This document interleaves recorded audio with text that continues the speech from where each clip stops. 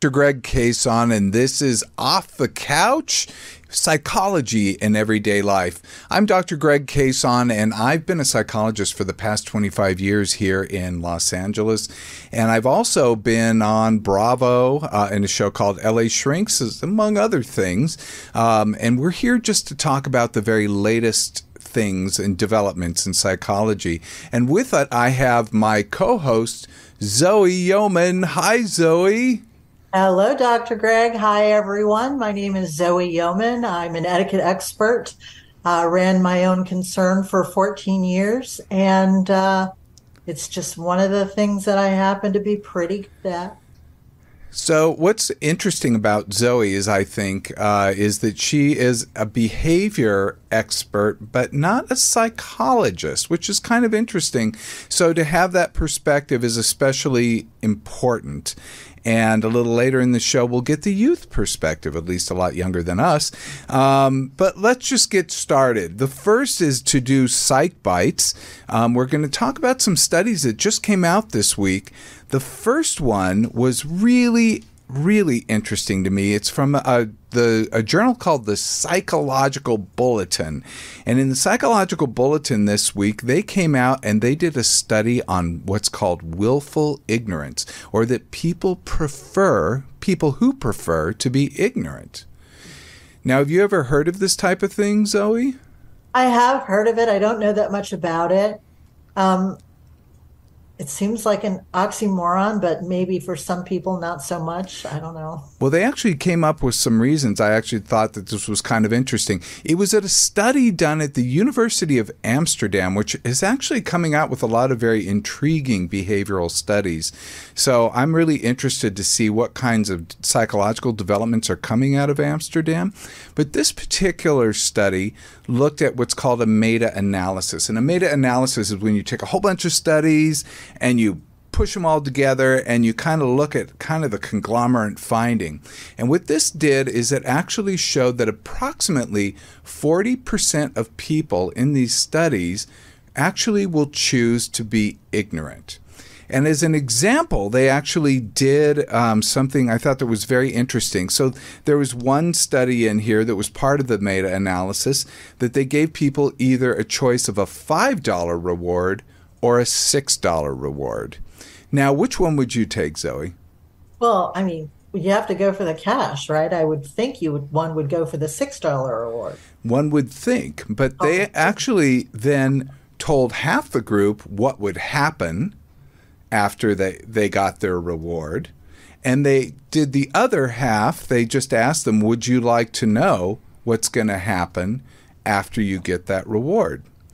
Now, what they did is they found that people who chose not to receive who chose to receive the $6 reward actually had a higher incidence of not knowing the outcome, which was very interesting. And what was also interesting in this particular study is that they actually gave, with the $5 reward, they gave a $5 additional donation to charities. And with the $6 reward, they only gave a $1 donation. So with the people who actually found out what the result was, when they found out, say if they chose the $6, they felt worse than if they had chosen the $5 reward, which was kind of interesting. Well, sure. But why do you think people would ask to find out the consequence when $6 is obviously better than $5? They actually came up with a very interesting reason. Okay. It's basically that they want to be ignorant of the results. And why this study fascinated me so much is that this generalizes into our society when we have so many cheap products available that are made overseas, some made by child labor, some made by slave labor, some people who live in poverty even though they're doing things for us. I just saw a show last night called Last Week Tonight with John Oliver. I don't know if you know this show, but he went into the chocolate industry and showed that in the chocolate industry, there's a high incidence of not only child labor, but most of the people involved are actually live under poverty wages. So the people who are actually raising the chocolate, the cocoa beans, and cutting them and sending them to the companies are actually very, very poor. And it Oh, really caused me to think twice about, oh no, Halloween is coming up. And mhm. do I want to eat that candy? So I think it did have an effect. Once you know the effect of your behavior, you tend to change your behavior. And that's what Yeah. they also found in this study. Well, you have a conscience, Dr. Greg. I like to think that most people do. So, we can rethink the whole chocolate thing now. It's like, no, I'm not going to be a part of that. We can rethink it, or do we just keep eating chocolate? I mean, I don't know that I can give up on chocolate quite that easily. That's the thing, is it kind of I throws us can. into a little bit of a question mark about what to do. Now, really, another study that came out this week was absolutely fascinating to me because I'm a psychologist and I'm in this profession. I don't know how fascinating it is to everybody, but it was on ketamine and depression. Now, have you heard about ketamine, this drug, which was previously a party drug or an animal tranquilizer? That's really, but then it was often used as a party drug for years, Mhm. especially within the gay community, and or ketamine, which people would call Special K. Okay. Yeah, they would use it, but they actually found that it helped treat depression, and all these ketamine clinics started popping up. I get probably daily emails from psychiatrists who are just trying to push their ketamine clinics, trying to get patients in there for their ketamine clinics. Yeah. But does it work for But depression? does it work for depression? Well, previous studies show that it actually does work for depression. So Stanford decided to try to figure out why it works for depression, and they did really a fascinating study. Stanford took 40 participants who were going to have surgery who met criteria for moderate or severe depression. And they were going into surgery, so they were going under general anesthesia. And then they asked them if they wanted to participate in the study, and they said, half would get ketamine and half would get a placebo. Mhm. So, but they wouldn't know, because what happens with ketamine is when we take it, we know we got it. We Really? have the psychedelic effects from it. I mean, it's very jarring if you've ever tried it yourself. But I can attest that it's very jarring. And I can also say that but what they did when they put them under general anesthesia is that that they didn't know what was going on, and they found that a large part of that group came out and had a remission in their depression, and that remission, which lowered their depression from a mild to severe rate down to a mild rate, held up for at least 2 weeks. Mm. And this was published in the journal Nature Mental Health. I mean, very, very interesting. But they found that a large part of the group that got the placebo also had the antidepressant effects. Well, that's that psychosomatic thing, right? So to me, that kind of makes sense. It kind of makes sense, but what's so But interesting, you mean it's like a placebo effect that's coming in. sure, Yeah, and sure. that's what they really postulated, because previous studies showed that general anesthesia didn't reduce people's depression. That's what was so fascinating. But so I thought at first it's just a change in consciousness. That was my first read of it. But in Yeah. fact, it seems like previous studies do not help people's depression, but this one did. And that seemed to be because people had hope. And that's what placebo effect really is it offers us hope. There's also something called expectancy bias, where you just kind of know, you kind of think you know how it's going to come out, so you kind of make it come out that way. Oh, I'm feeling better. I feel better, right? Well, Because but that's what you're thinking. but Oh, I'm taking this thing, and yeah, I do. I feel better. but what these Stanford researchers found is so interesting to me, because what they found is that in fact the brain did change in response. So having the expectation that something will work actually helped it work. Well, we know that they say that our body knows what to do for ourselves, and so in a certain in a manner of speaking, that makes sense to me too. It just does. It really does. In fact, one person, I had to read this quote. He said, "My life has changed. I've never felt this way before, but that person was in the placebo group." How about that? Yeah. How about that? It offers some hope. And we've often said this about things like antidepressant meds in general, because when you look at them, their effectiveness is actually not as great as you might think. But when people take them and then they think, oh, indeed, I'm going to not feel depressed, then they seem to actually have a much better effect. Isn't that kind of what it does, though? It kind of like gives you a disconnect that for some people can happen pretty quickly, and other people it might take a while, but it kind of disconnects you or something. So it kind of helps that. Well, it's interesting. We could go into it. I'm not an expert. I really, because we don't really know how these things work.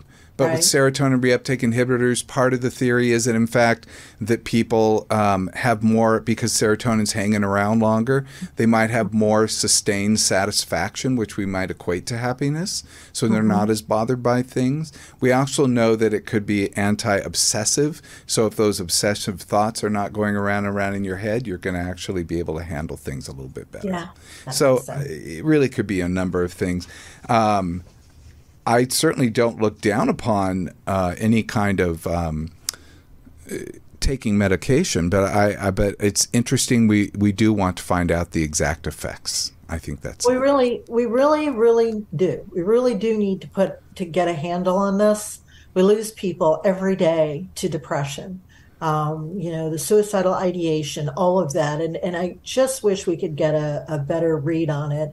When I first heard about ketamine and how they were using it, I was hopeful, for the people who struggle with these things. But maybe there's no bullet yet, no magic bullet yet. Might be a bad analogy.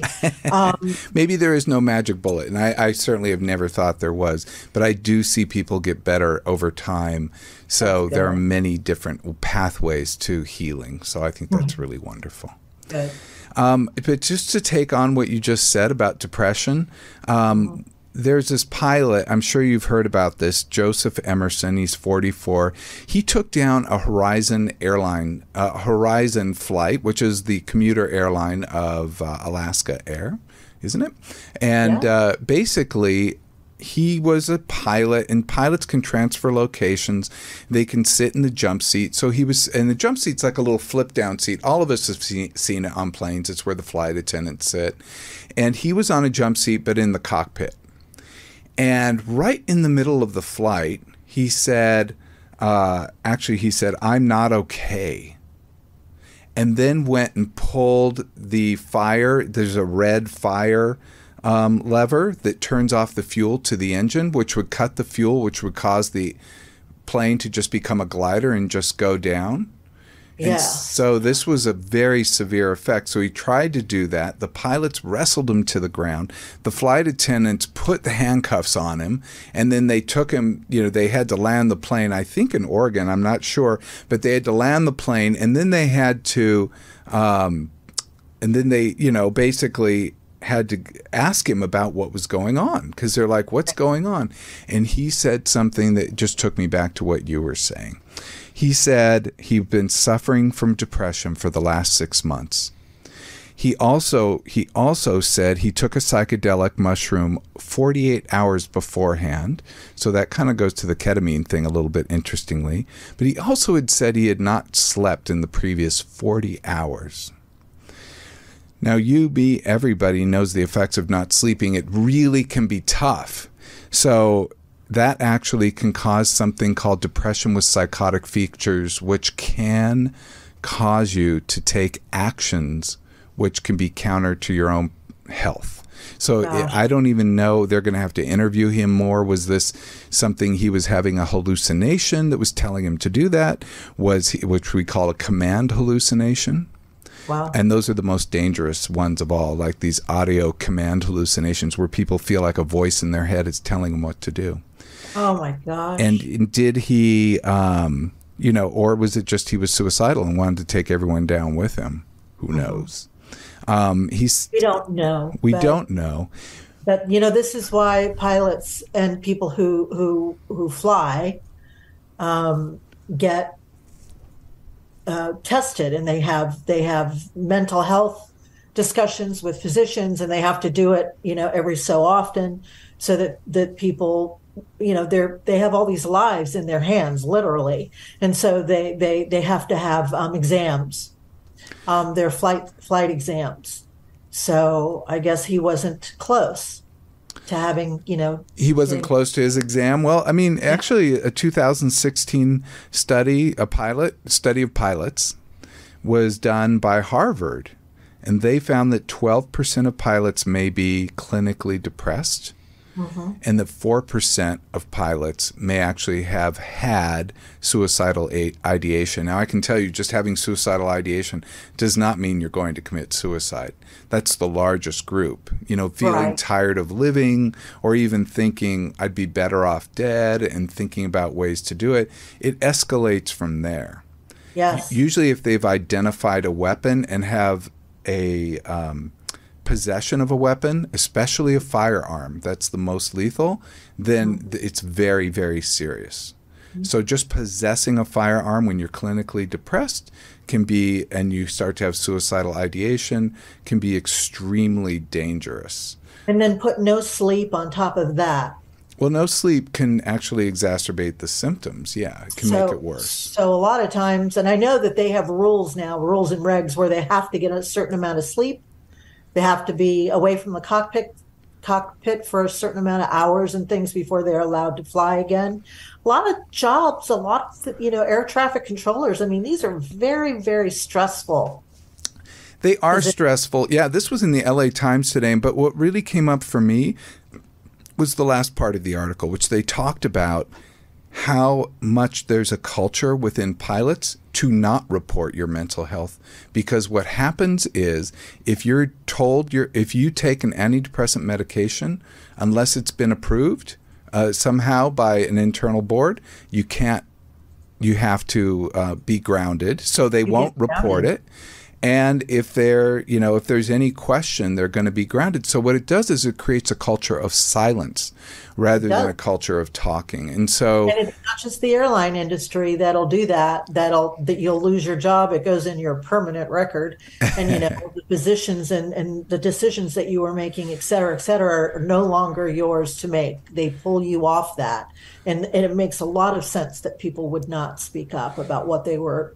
But what they need to do, obviously, at least in my opinion, is to create something. They've already addressed substance abuse in a very healthy way, which is they have pilot like counselors, people who understand, and funnel them into a program to help them with their substance abuse. And those people are able to remain in air, or at least after treatment. And so it would be very important to get something like this done. I thought this was really interesting, too, because I just took 7 flights, 4 of them international, in the last 3 months. And one thing about that was that I never thought about the pilot. I mean, I just assume they're well and healthy. I saw them. I said, hello, thank you. Whoa, that was nice. Whatever I said, something silly, I'm sure. But I never once thought, and maybe this is a little selfish on my part, I never thought, are they okay? Well, they all look fine. It's all the Malaysia flight. I mean, there have been any number of things that have happened in the air. Pilots flying their planes into mountains. I mean, this has been a thing over the past years. And unfortunately, many times we don't find out what really was wrong or what transpired, or so I'm just really grateful that they had him under control and that he was no longer in charge of the airplane. Yeah, I'm very happy about that. And I hope he gets the help he needs. I'm happy about that too. Hey, since you're on Zoom, I just want to go through this. Was really interesting to me. Yale University study published in Imaging Neuroscience found that people on Zoom don't come across the same way as people in person. So how about that?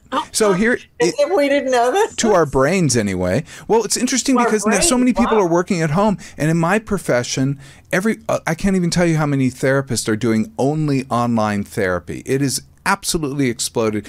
The offices are empty. People all want to do online therapy. Personally, I'm an extrovert. I'm one of the rare extroverted psychologists. Most of them are introverts. They love to like be bundled up at home, not me.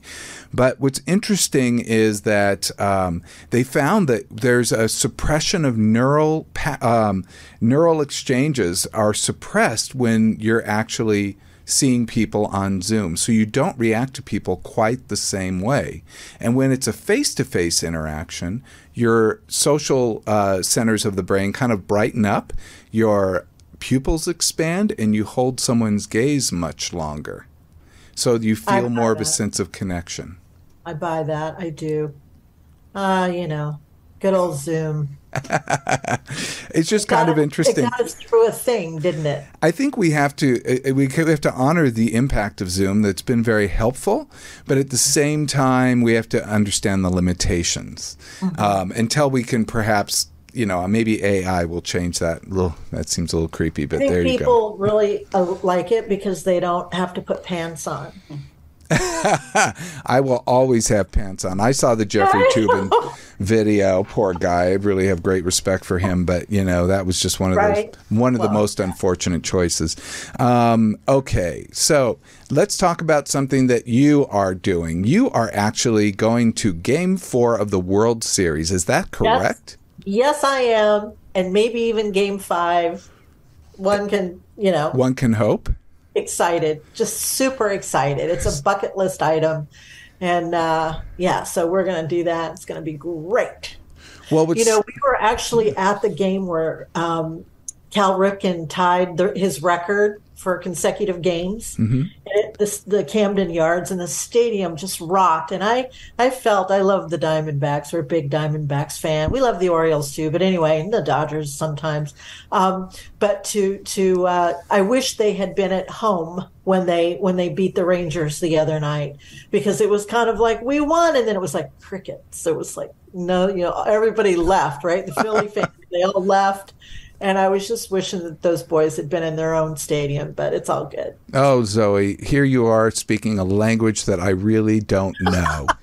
I've heard of Cal Ripken, of course. Just stick with me. Yeah. And I know Camden, New Jersey, I'm assuming. And I could go probably, no? Okay, well. Baltimore, Maryland. Okay, well then, this just shows my idiocy because I don't follow it whatsoever. So. You can't be great at everything, Doctor. I'm great at a narrow sliver. So what do I do when I hear learning about something I don't know? I go to look to see if there's a study on it. And so I actually found an article published in 2016 in Psychology Today. It isn't a study, but I thought this was kind of wonderful. It talked about 6 reasons why the World Series matters. Oh, I can give you 6 reasons. That's easy. Well, let me go down. You tell me. 1, it's a celebration of excellence, the best of the best. Okay. True. It's inspiring. I think you've already demonstrated that. Yeah. It's demonstration of perseverance. These are teams who push through thick and thin. That is so true. That's the thing that's so inspiring about them, is to watch them not give up and just fight, just fight. It's wonderful. Well, the number 4 is communal experience. You're in that stadium with all those people and you're all sharing the same reality and you're all connected. Or you're in a living room sharing it with people, or the next day at the water cooler, so to speak, you're sharing that experience. So it's a communal experience. 5, it's positive entertainment, which we so sorely need in today's world. Good, clean fun. Good, clean fun. And 6, it provides intergenerational bonding. I thought this was really interesting. It connects grandparents with their grandchildren. It connects parents with their kids. It connects... The waiter that we had last night said that his dad took him to the 2001 game that Randy Johnson was pitching.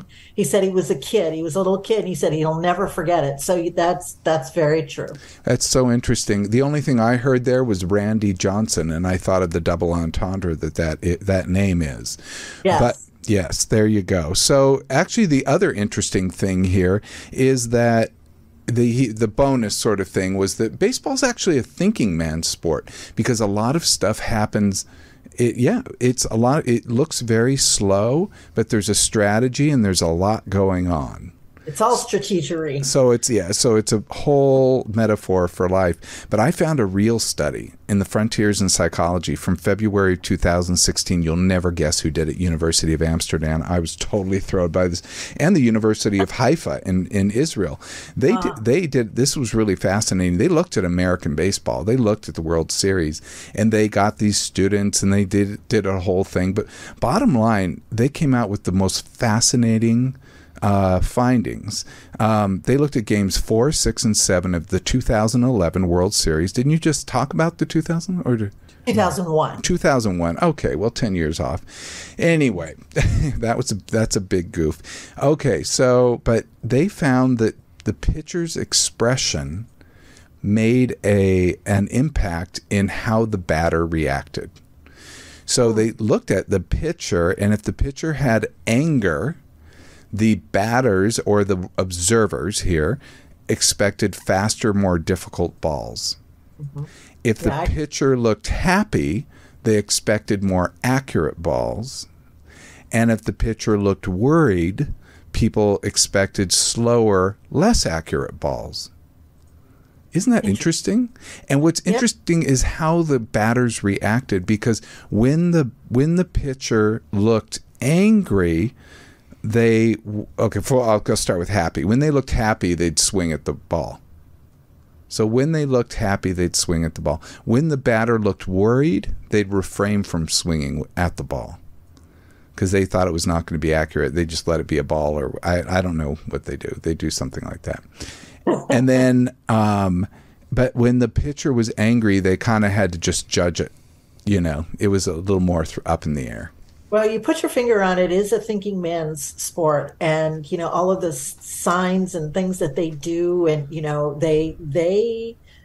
those guys have to pay attention and know a lot of things. It's not just about getting up and hammering a ball.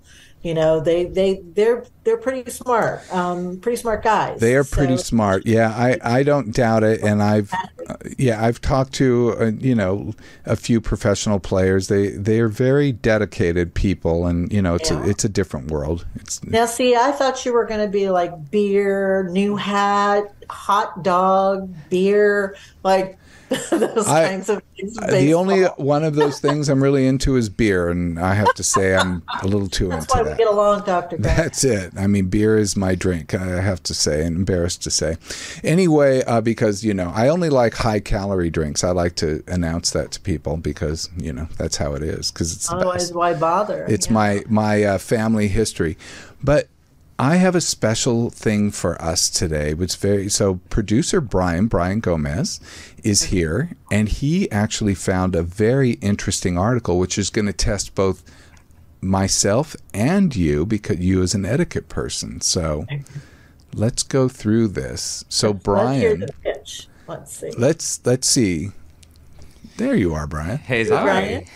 So the Washington Post published a new article, and it's called "The New Phone Call Etiquette: Text First and Never Leave a Voicemail." So, do you guys leave a voicemail?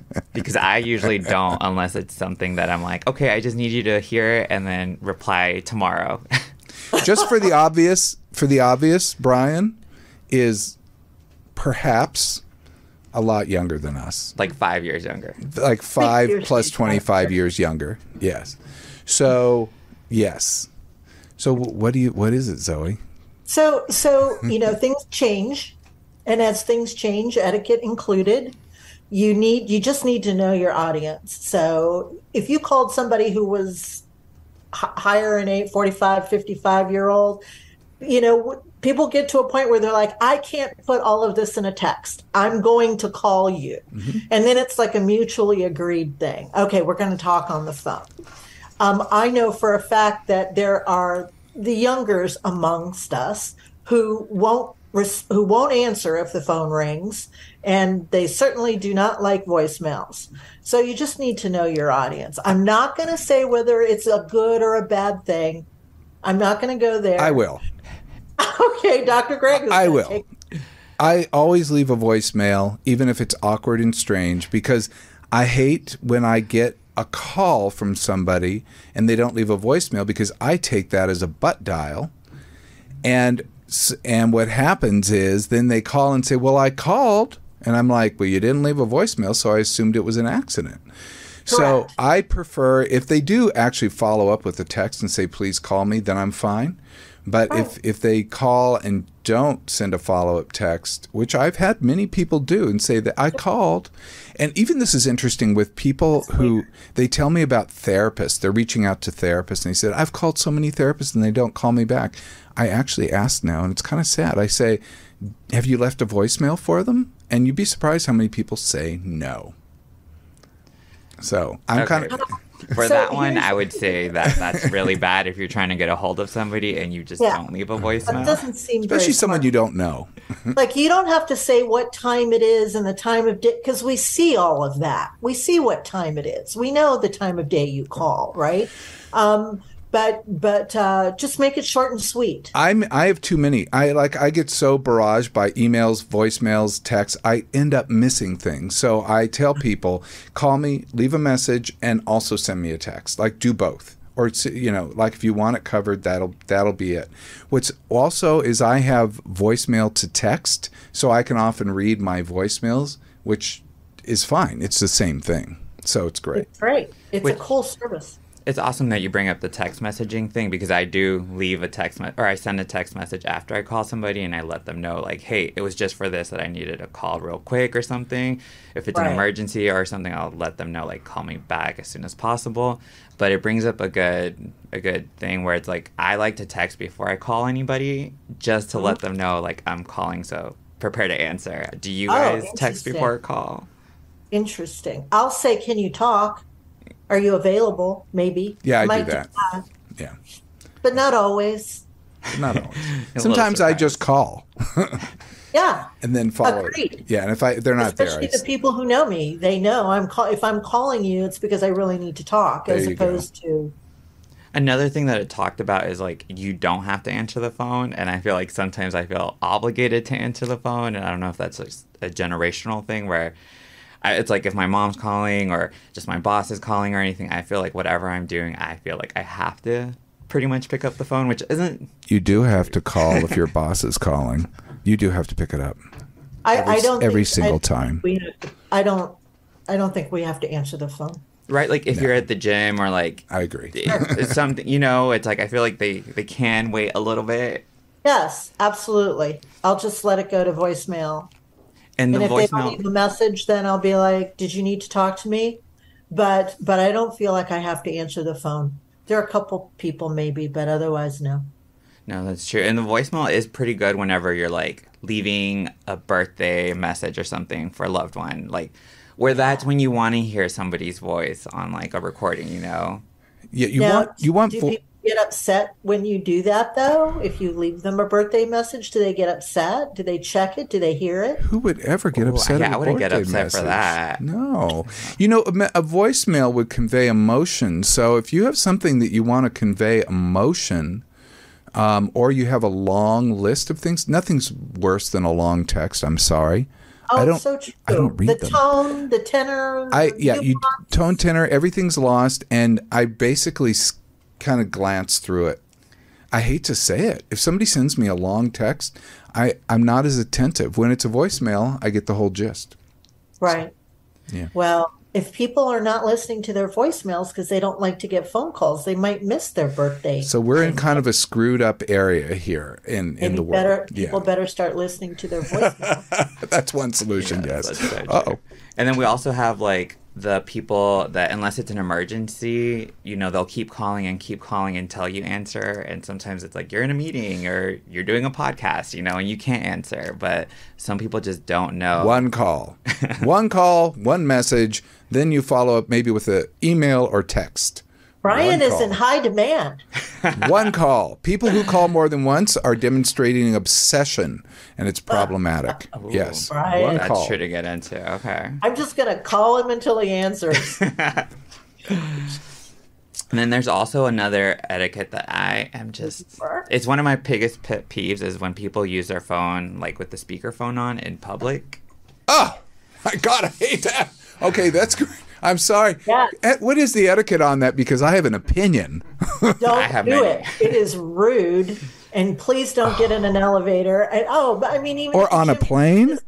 You'll see the sign on the plane. Or in any public place? We don't want to hear your nonsense. Stop it. Or in a grocery store, they're like talking and da da da da da da da da. I mean, how more difficult is it to hold it to your ear? I don't know. If you're going to do that. Yeah. And if you want to send a product, I mean, this is what I do. If you're like communicating with someone, you're like, do I get this or this? I send them a picture and do a text. Like, do you want me to get this or this? Yeah. I like to take my earbuds with me. Yeah. So I'll have them. Great solution. And they're in, and then I can do that, and then I can just talk like low. Great solution. Yes, I have an opinion about that because psychologically I think it's rude because what people don't know is they talk louder when they're on the phone, number one.